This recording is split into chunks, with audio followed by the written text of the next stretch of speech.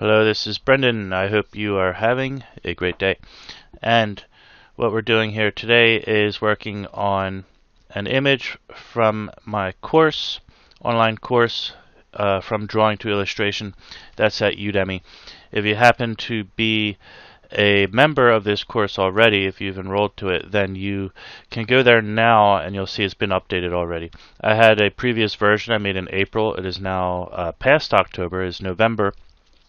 And I've been updating it from lesson 1. Well, the first whole 2 sections have pretty much been revamped at this point. Spare 1 lesson I'm still working on. So anyway, what I'm doing with this is I just want to take this almost comic style, because it has the black lines around it here. You know, all the black lines that you can see here and there. I'm going to take that and turn it into a painterly style right now, and that's what we're going to do. So one thing I do with this type of project, let me make sure I have my layer. Why is that like that? Layer to image size, right? Okay, so I should be doing. There it is. Okay, let me go back a step. And yeah, what I normally do for the outside line here, which is no rocket science, is to yeah, just go ahead and erase this line. That's pretty easy. And the only thing you have to be careful about technically is to get rid of all of that black line, because we can paint back anything. Now when the day comes, when the moment comes, and this might be a tip, that you feel as though you can't undo something you've done when you're painting, that is when you know you're doing something wrong, because that's not good. Now we go back to the masters of oil painting. I always refer to them because, I don't know, I just feel like that's the epitome of art in some ways. So many people think that way, even though it might not be. But those are really fine works of art, I guess. And when you go back to that stuff and think about all of the challenges they had to face, what if I got you know, something wrong on the background, and then I went and I did a layer over it? Then you have to go back and redo the background. It's kind of hard to explain without demonstration, but basically, if you have to go back to do something, sometimes it can be very difficult if you didn't get it right in the early stages. One thing that would be a clear example is, what if you didn't have your foundational anatomy and stuff like that set up very well? In a situation like that, if you realize after, you know, it's too late, that maybe the character who you're drawing, their let's say, for example, their eyes are not very symmetrical or something like this. In this case, mine are, well, I did test. I kept flipping it, and they're okay. The head itself might not be so symmetrical, but the eyes. But let's just say, for example, if that were the case, that the eyes were not very symmetrical, and you're doing like an oil painting, you know, ancient style, like you know, Raphael or Michelangelo or something like this. What do you do? If you suddenly realize you're already like halfway into the painting or more, and then you suddenly realize that, oh, wait a minute, these eyes or these hips, you know, aren't right, or this isn't right, then you have to redraw the whole thing and repaint the whole thing. It's a ton of work.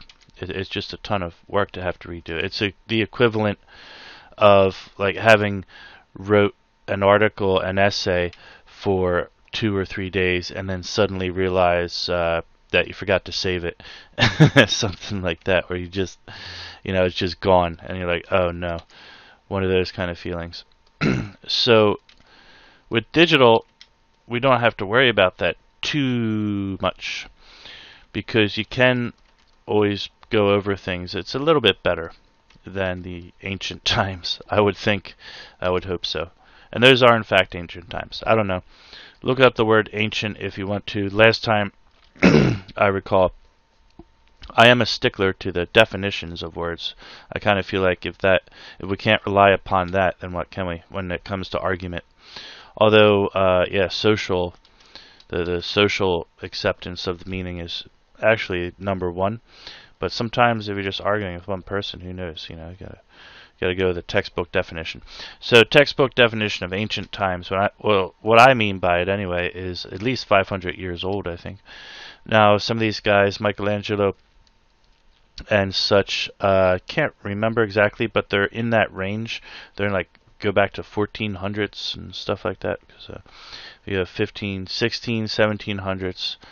I don't know. I just don't know. I know it wasn't the 18 or 1900s, right? Because we were doing other stuff by then. We were making rocket ships and stuff. Electricity and rocket ships and horse carriages and buggies was even kind of advanced, come to think of it. But yeah, you know, what can you do? Okay, I gotta get this. That's not right. These ears correct. The light source is from over there. So I can put this here and here.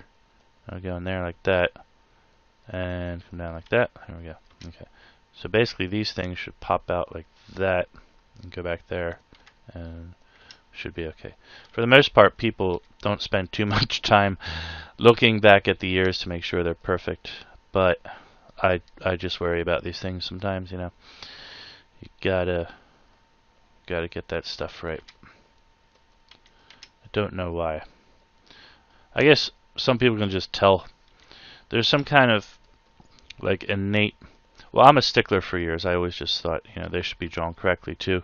It's kind of, I don't want to say it's my thing, but I just like to see them drawn correctly is all. And then there are those people that, you know, they have an eye. They'll just say something's wrong. What's weird about her ears? And you don't want that to turn into a big thing. Now it's getting a little muddy here, as they call it, because we're messing around with the layers so much. This part can be a little bit challenging because this black line under her eye has no reason to exist. I want it to turn a little bit more, but what I'm going to do is I'm going to utilize that. Let me say that part of the eye. So what it should be you should be able to see like a lip. I just call it a lip. I don't know exactly what the professional or medical term is for this, but there's a lip to the eye. It's the bottom eyelid, and what you can see, it's like if you were to zoom into it, what you're looking at is like a ledge, so it should come out a little bit. What the ledge is, you're technically seeing the thickness of the eye, and it usually is a little bit, I want to say shiny, kind of like shiny, because like here I'll put some white highlight on it, because it's an inside part of your body basically, so it has that effect to it. Now technically speaking, you can leave some black in areas like this, because that black is a particular type of shading where two things meet. You'll see a little black line. Can't remember the exact word for it. I recently just got James Gurney's Color and Light. I think it's Gurney. Definitely Gurney. It was a James Gurney or something Gurney. Actually, it's sitting right next to me. It is Color and Light by James Gurney. Yep, that's it. So that book was highly recommended, and I read it, and I agree 100%. Very good book. There you go here. This video is probably going to get pretty long. I don't care. That's what I'm in the mood for today. Some people like the short videos. They're like, come on, man, I'm busy. I got a schedule. That's fine. And then some people like short videos. Some people like long videos. That's the point. You know what I was going to say anyway. Sometimes that's why I talk weird like that sometimes, because I know what I'm going to say. Right? I know you know what I know that you know. We all know. So, yeah, that's basically it. I said what you thought I was going to say. You didn't have to think too much. If you did, in today's world, you'd probably sue, right? That's what you do. My condolences to the loved ones of France right now. It was at the time of this video, prior about 2 days, that France was attacked and over 100 people were killed. Very sad. I can't imagine what it feels like right now to be a French person in France, because I know that I was in America during 9/11 and that was pretty bad. Wasn't fun. It really like dropped. It drops the spirits, is what it does. It really, it plays a number on the spirits.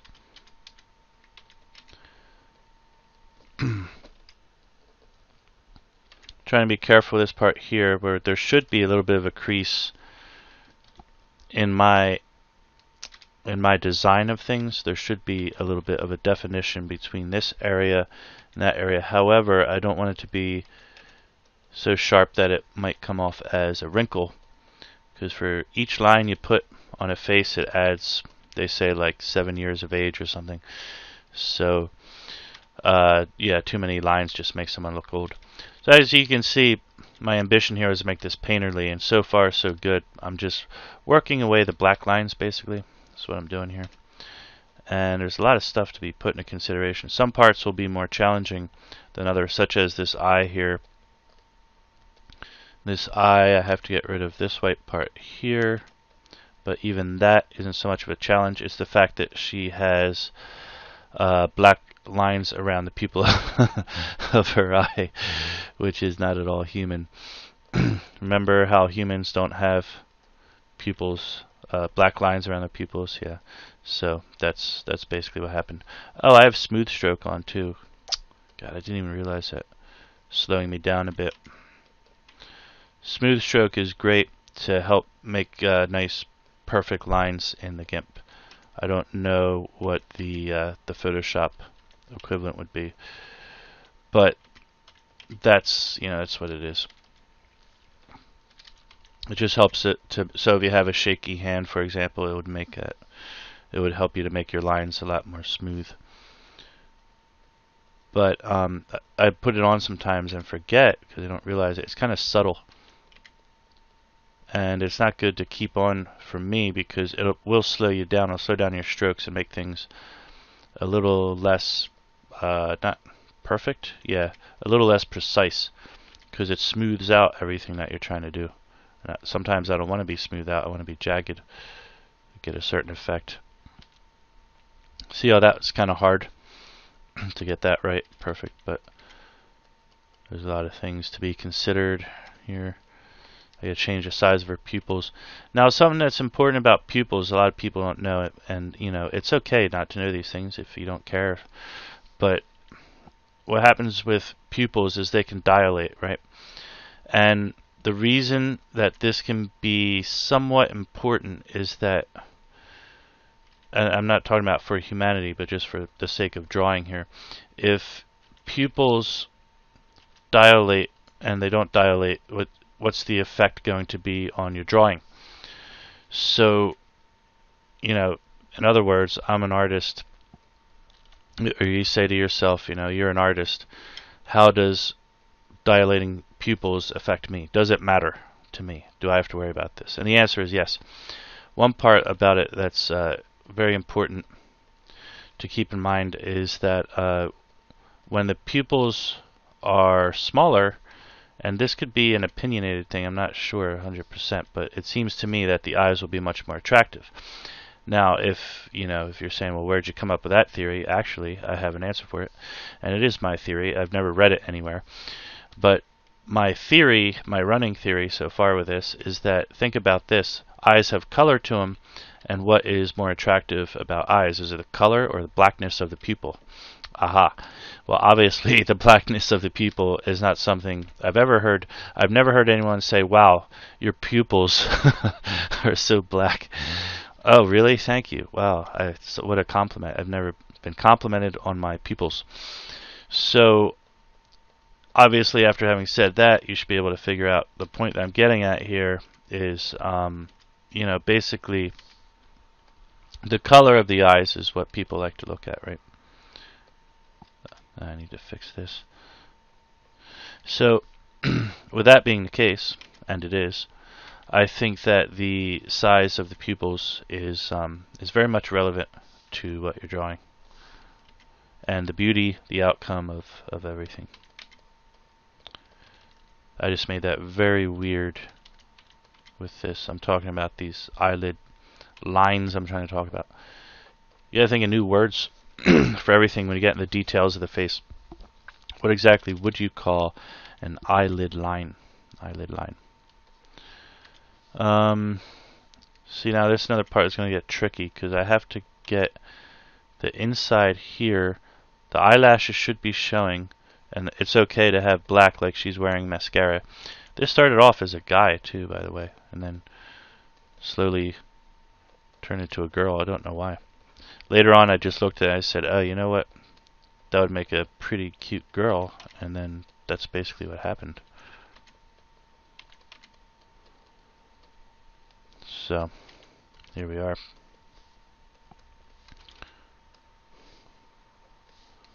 And I do little highlights here and there, it won't hurt when you zoomed in. So, yeah, those lines under there are not coming out exactly how I want them to be. I just wanted to show that ridge of the eye. So at the same time, there could be some eyelashes here too. Let me see how that looks. Like from a distance, that's kind of weird. You'll notice that people rarely focus too much on the lower eyelashes, I guess. Is that what you'd even call those? The eyelashes under the eye. They're there for sure, but drawing them out can be kind of weird sometimes. Maybe just like that would be enough.